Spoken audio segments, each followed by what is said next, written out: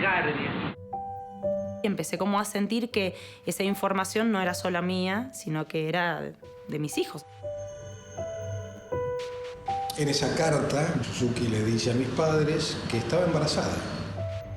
Me daba cuenta de que yo quería saber mi verdadera identidad. No solo por mi hija, sino que lo quería saber por mí. Mi hijo apareció el hijo Jesús. Yo sabía que iba a aparecer. Digo, yo no había perdido todas las esperanzas. Siempre te estaba esperando.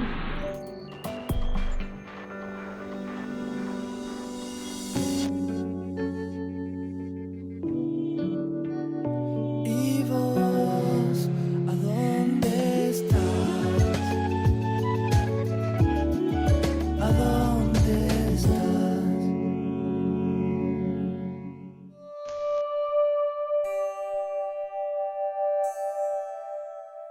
Mi nombre es José Bustamante García. Mi mamá es Iris Nélida García y mi papá Enrique Bustamante. Ellos están desaparecidos, fueron secuestrados en la pensión en donde vivían, en Tacuarí el 400, en la Ciudad Autónoma de Buenos Aires. Desaparecidos. Secuestraron a los tres. Soy Claudia Verónica Domínguez Castro. ¿Dónde nací? No lo sé. Fecha de nacimiento que tengo es 13 de marzo del 78, pero no estoy segura de que sea esa la fecha de mi nacimiento. Y sé que soy hija de Walter Hernán Domínguez y Gladys Cristina Castro.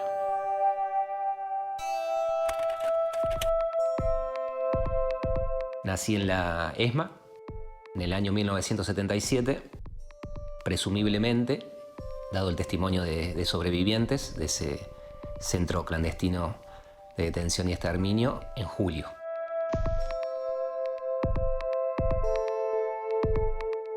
De lo que no tengo información es qué sucedió entre el momento de esa supuesta fecha de nacimiento y el día en el que llego a la casa de la familia que me cría, que es el 15 de marzo. Tampoco sé en el lugar en el que estuve, si estuve con mi mamá, si no estuve con ella, si ella ya no estaba.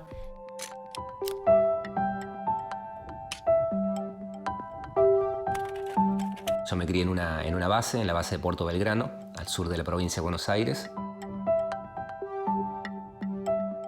Muchos de los juegos quizá estaba asociado a la geografía, digamos, del lugar. Muy buenos recuerdos de haberla pasado muy bien, jugando mucho a la pelota, jugando al fútbol, practicando deporte, jugando mucho al soldado. Me gustaba mucho jugar a las muñecas articuladas. Aunque no tuve muñecas articuladas, tuve todo el set. Vestidos, ropa. Me lo hacía Julio, que fue quien me crió, y mis amigas traían las muñecas.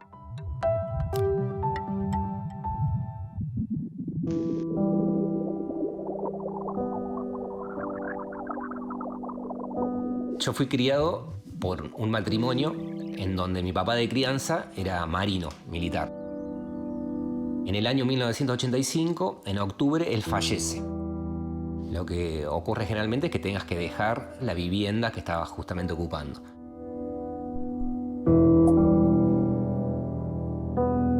Fines del 85, nos venimos a vivir a la ciudad de Río Cuarto.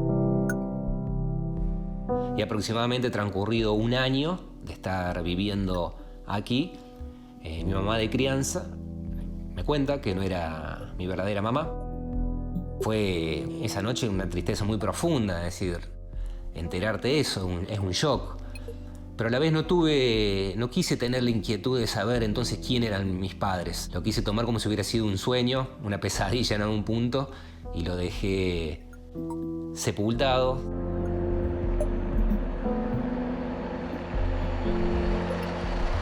Cuando me enteré, estaba en un auto con ellos dos, no sé a dónde íbamos. Tengo la imagen de ellos dos sentados adelante y yo en el medio paradita. Tenía 5 años. Ellos ahí me dicen que no eran mis papás biológicos, sino que son las personas que me cuidaron. No me explican bien el motivo, pero yo sí sentí en ese momento como algo especial y era positivo. Tengo la esperanza que va a volver, pero a mí se me pone que está en algún lado, está vivo. Alguien lo tiene, se ha apoderado, siempre pienso así, porque siempre lo estaba esperando. Ya sea hombre, mujer, o que no hemos querido, así como hemos querido a nuestra hija, a su madre.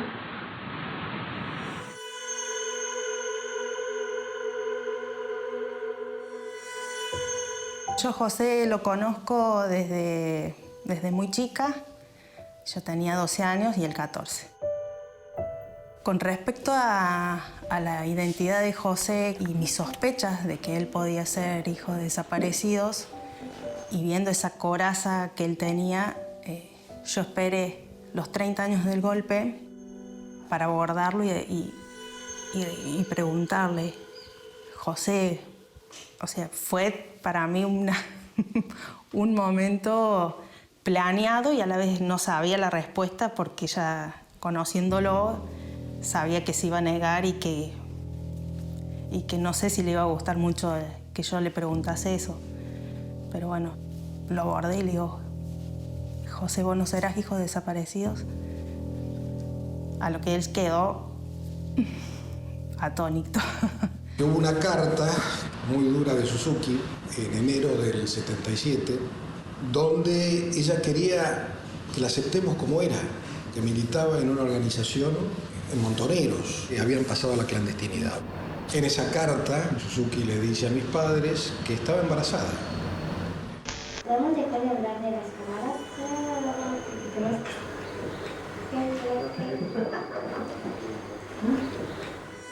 En mi vida las cosas estaban bien. Entonces, como estaban bien, ¿por qué ir a lo desconocido, digamos? Y algo desconocido que a la vez te das cuenta que podía ser doloroso, digamos, ¿no? No comprendiendo quizás también lo liberador que puede ser una verdad.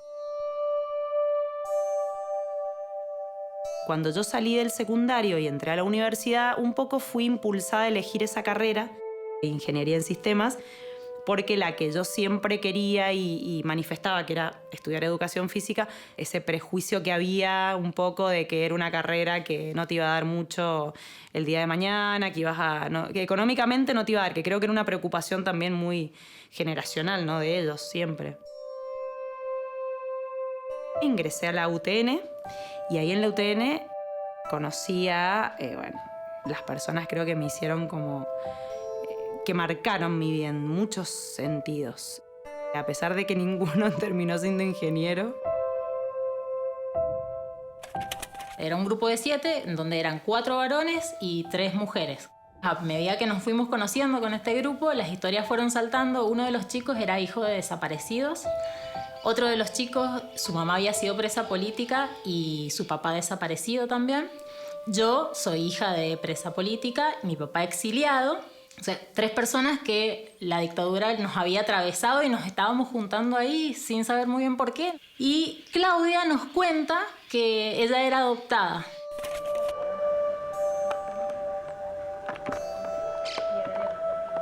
Cuando empezamos a ver era muy loco porque adoptada, ella del año 78.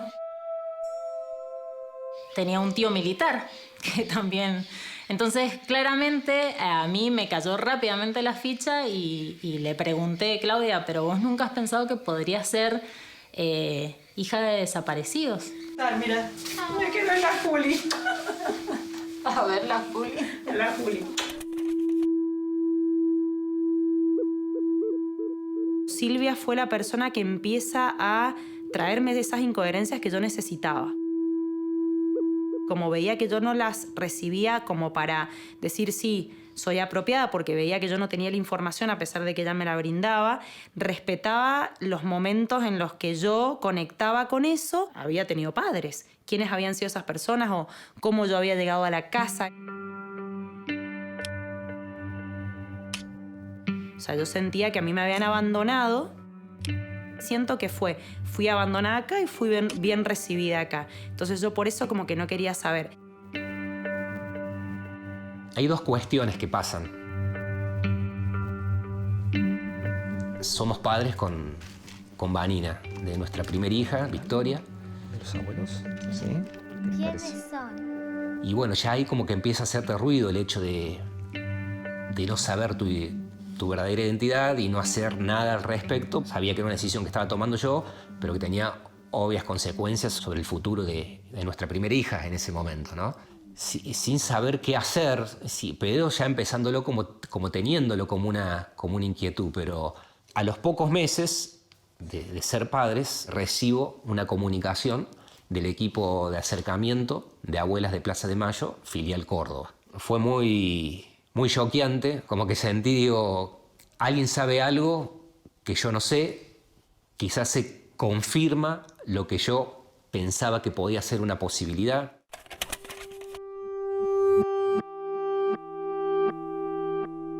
Cuando yo soy mamá y empiezo todo con toda esta otra incoherencia que ya no era ni siquiera mía, era de mis hijos, que era, por ejemplo, llegar a un control obstétrico y que me pregunten, bueno, antecedentes tuyos, porque esos antecedentes podían influir obviamente en el bebé o en la gestación o en el proceso de embarazo, en el parto, todo eso. La verdad que no sabía qué contestar y empecé como a sentir que esa información no era solo mía, sino que era de mis hijos en ese momento, de quién iban a ser, que todavía no sabía el sexo, y ya un poco me empezó como a urgir esta cuestión de decir, bueno, a ver, si yo simplemente necesito saber qué pasó y quiénes son. Tenía un soplo ella, y le daban como unas taquicardias, que se ahogaba, entonces se tenía que acostar hasta que se le pasara. Y eso también me hace pensar, bueno, qué situación se tiene que haber encontrado hasta tener el chico estando en cautiverio.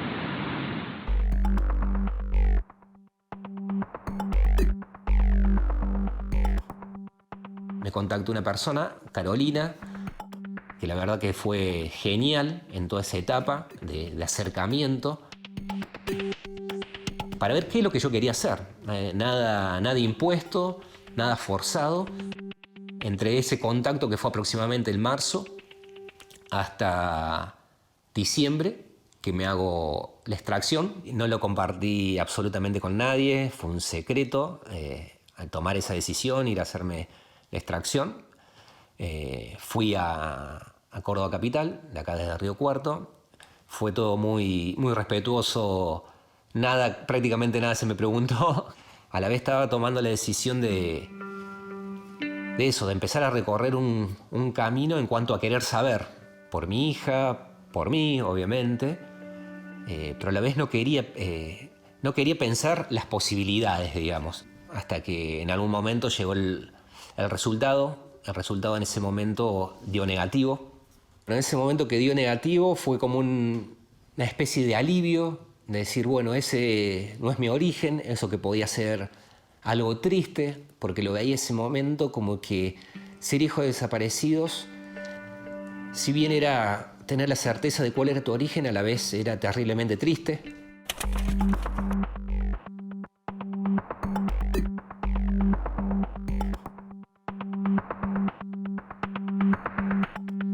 En enero del 2015 me llaman de Conadi y me dicen que existían irregularidades en mi partida de nacimiento. Cuando ya me dijeron eso, yo dije, listo.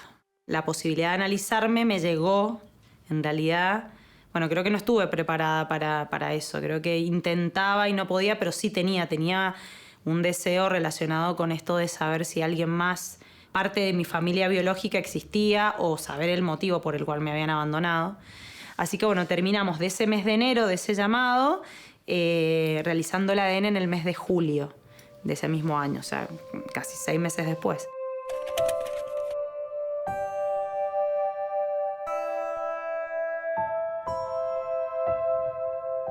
Al momento del primer cotejo existían entre 14 y 15 marcadores genéticos. Y luego en el 2017, dado que el Banco Nacional de Datos Genéticos, cuando va incorporando avances en lo tecnológico, bueno, la genética forense en el mundo se va desarrollando, en nuestro país también, esas nuevas tecnologías, ya existían aproximadamente 24 marcadores genéticos, se vuelve a hacer cotejos con todos aquellos que dejaron muestras y en ese caso dio positivo. Y bueno, ahí fue impactante, fue emocionante. Inmediatamente, gracias a la tecnología, de inmediato pude recibir la foto de mis padres, verlos, verme parecido a mi papá.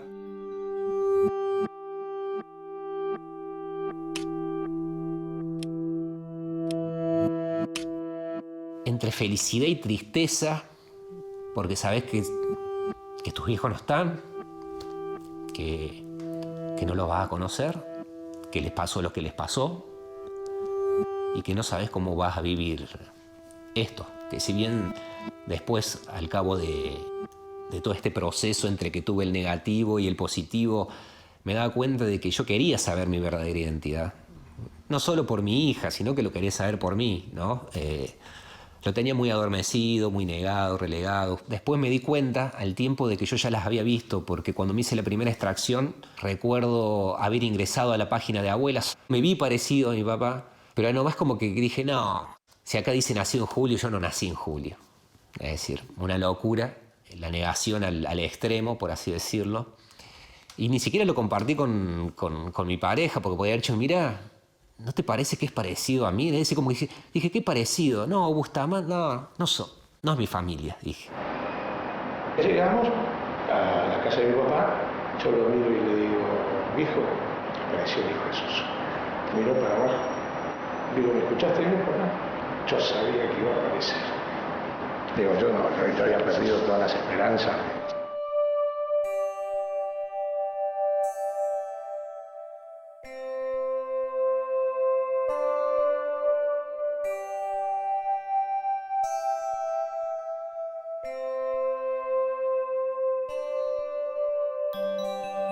En el mes de agosto a Miguel le sale un trabajo a Esquel y yo, no sé, por esas cosas de la vida, está, nos vamos todos. Yo pedí unos días en el trabajo y organizamos y nos fuimos para allá. Habíamos llegado a la cabaña y estábamos cocinando. Ahí es cuando me suena el teléfono y me dice, Claudia, soy Eugenia. Hola, Euge, ¿cómo andás? Me dice, para alegría nuestra, dice, diste positivo con una pareja de mendocinos desaparecidos. Dice, tus abuelas viven en Mendoza, toda la familia está en Mendoza, te está buscando. Y mientras ella me iba relatando todo eso, yo primero perdí la noción del tiempo, del lugar. Lo único que hice fue empezar a subir la escalera como para aislarme también de los chicos. En ese momento me di cuenta que a los chicos, yo no les había dicho nunca que sus abuelos no eran sus abuelos, que yo nunca había contado de que yo era adoptada hasta ese momento, ¿no? Entonces dije, ¿cuántas cosas que tengo que resolver?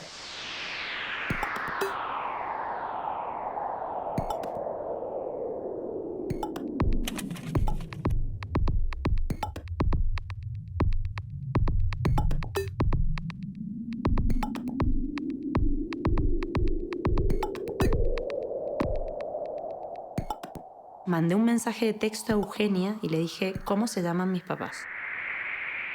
Y me puso Walter y Gladys. Eso para mí fue como... O sea, no poder, ¿viste?, materializarlos o no conectar con ellos, no sé, con dos personas. Era un hecho, era todo un hecho. Era como... Eran sucesos y una historia como muy nueva que no la podía... No sé, no podía creer lo que era, no sabía qué era, porque no tenía la historia. Entonces cuando me pone Walter y Gladys, como que dijo, dos personas, o sea. Y esas dos personas las conecté como existen, son reales, no me abandonaron. Hubo gente que me estuvo buscando, era medio como difuso, pero era eso, era como decir, no había abandono, ¿no? ¿Quién es ese? El abuelo Enrique. Ven, acá está con el bisabuelo Mercedes. ¿En dónde? Eso es en la provincia de Buenos Aires, de esa foto. Y esto ese bebé? Y ese bebé es el abuelo Enrique, ahí en el departamento donde vivían en la ciudad de Buenos Aires. ¿Quién es esa señora? Parece que la tía Esther, Y la abuela Iris de bebé. de bebita. Ese es Enrique, ¿no? Sí, Cuando iba a la escuela. iba al colegio. Tiene la Muy cara- prolijo, mira, iba con corbata. Sí, ¿Sí, viste? Mira, ¿no te parece que ese perfil es parecido al de quién? ¿A la voz? ¿Qué te parece? No sé, decime. ¿a Sí, qué te pero parece? sí. Se ¿Es parece a parecido? papá.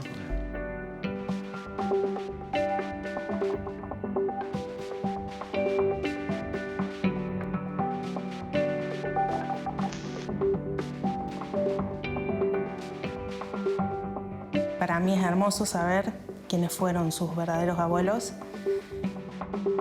Noto en mi hija mayor, Victoria, por dichos de cómo era su abuelo, muy Bustamante, es muy intelectual, se despierta con un libro en la mano y se acuesta con un libro en la mano. Sabemos también de que su abuelo hacía lo mismo. Y Francisca es muy parecida a su abuela, a Iris, físicamente.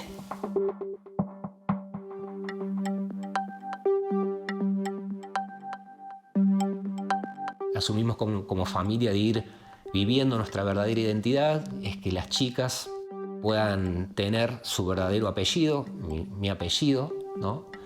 Eso fue también una decisión muy importante, más allá de que sabíamos que íbamos a querer vivir nuestra identidad, pero el hecho de incorporarla en tu documento, pensamos qué les podía generar a ellas, si esto les podía afectar, es decir, sabían que tenían un apellido antes y un nuevo apellido, pero la verdad que lo entendieron naturalmente, que era lógico, se podría decir que si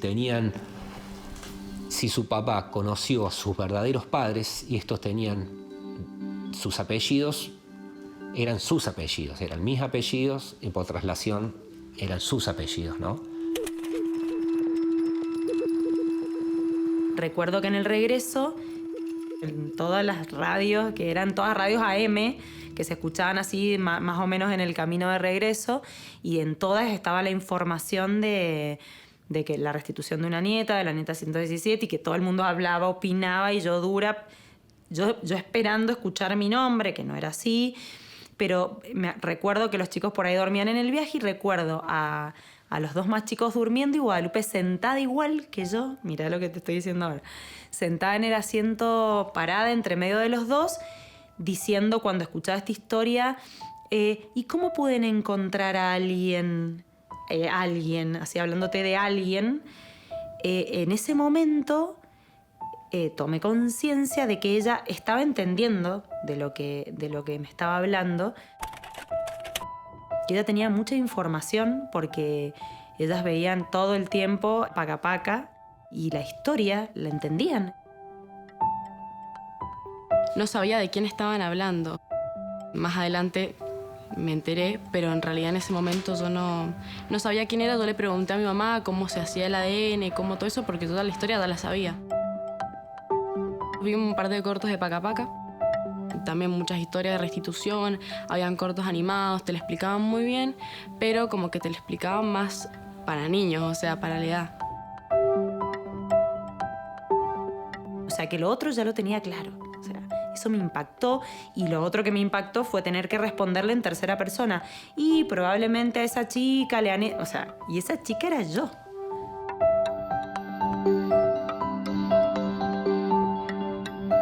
Los niños en eso no te dejan pasar una y sabíamos que podía haber un reclamo en caso de no ser verdaderos en lo que transmitiéramos.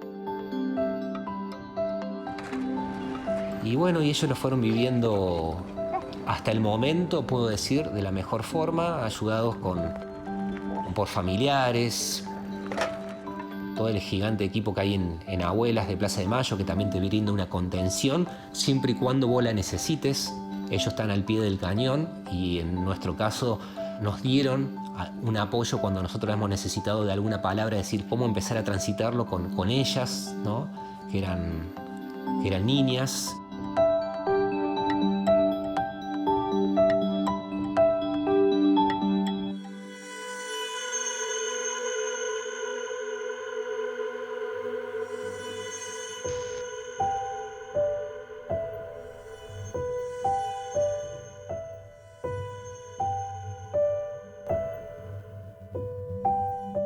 entender que la vida es muy dinámica y que la identidad va en ese dinamismo, y haberlo sabido tan tarde hizo que las estructuras que uno suponía estables se cayeran y empezar a construir nuevas, pero que es el día a día también de muchas otras relaciones y vínculos, ¿no?, que uno tiene en la vida.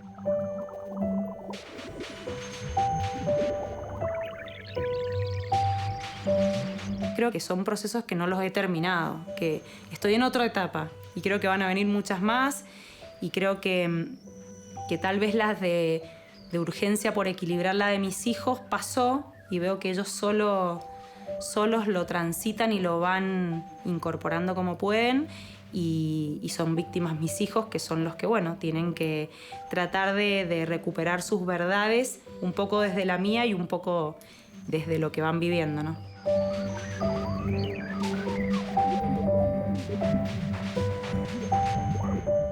Es difícil, por muchas cuestiones es difícil asumir una búsqueda. Pero yo lo que puedo decir es que no sé con qué se puede encontrar esa persona, si es que se encuentra con algo, si le puede gustar o no le puede gustar lo que se encuentra. Yo lo que le puedo decir es que no niegue un proceso de búsqueda, porque eso lo va a llevar una verdad que es su identidad, una identidad que es de esa persona, que ya te la sacaron en un momento y que no te la sigan sacando, es tuya. Vos después hacés con eso lo que puedas, lo que quieras, lo que te salga. Pero es tuya, y yo, para mí, en mi experiencia, yo me siento mucho mejor, más allá de todo lo otro que acompaña la historia, que puede ser negativo, por la tristeza, por lo que pasó, pero para mí la persona debe poder vivirla, debe poder tener la chance de vivirla a esa verdad. Como pueda o como quiera.